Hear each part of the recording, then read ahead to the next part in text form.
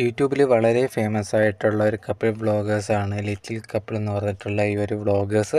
കുറേ അധികം പേര് ഇവരുടെ വീഡിയോസിന് വേണ്ടി വെയിറ്റ് ചെയ്തിരിക്കുന്നവരാണ്. അത്രയ്ക്ക് വളരെ ആൾക്കാർ ഇഷ്ടപ്പെടുന്ന ഒരു ഫാമിലി വ്ളോഗേഴ്സ് കൂടിയാണ് ഇവർ.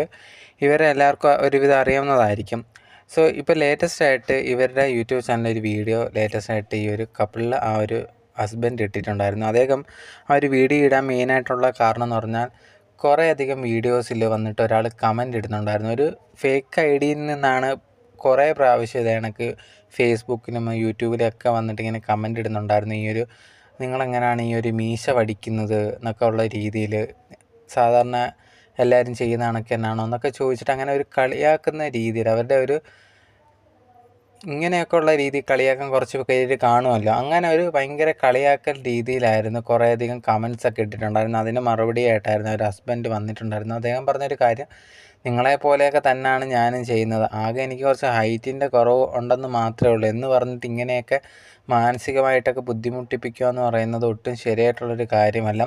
ആ ഒരു വ്യക്തിക്കൊക്കെ ഞാൻ മെസ്സേജൊക്കെ അയച്ചു നോക്കി, പക്ഷെ എന്നിട്ട് പോലും ആ ഒരു വ്യക്തി കുറേയധികം ഫേക്ക് ഐ ഡിയിൽ നിന്ന് വന്നിട്ടാണ് ഇതേ കണക്കുള്ള മെസ്സേജ് പലതിലും ഇടുന്നതെന്നുള്ളൊരു കാര്യം ഈ ഒരു ഹസ്ബൻഡ് പറഞ്ഞിട്ടുണ്ടായിരുന്നു. സോ ഇതൊക്കെ കാണുന്ന സമയത്ത് നമുക്ക് തോന്നുന്നൊരു കാര്യം, ഇങ്ങനത്തെയുള്ള മനുഷ്യർ ഈ ലോകത്തുണ്ടല്ലോ എന്നുള്ളതാണ്. മറ്റുള്ളവരെ കുറ്റം പറയുക എന്നുള്ളത്, അവരത് മാത്രമാണ് മെയിനായിട്ട് ഫോക്കസ് ചെയ്യുന്നത്. വേറെ ഒരു കാര്യം അവർക്ക് അറിയണ്ട.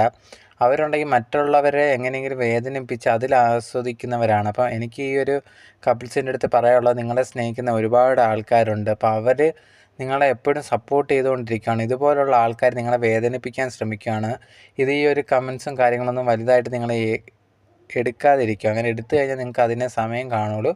നിങ്ങൾ പോസിറ്റീവായിട്ട് മുമ്പോട്ട് പോകാൻ നിങ്ങളെ സപ്പോർട്ട് ചെയ്യുന്ന ഒരുപാട് ആൾക്കാരുണ്ട്. അതിലൊരാൾ കൂടിയാണ് ഞാൻ.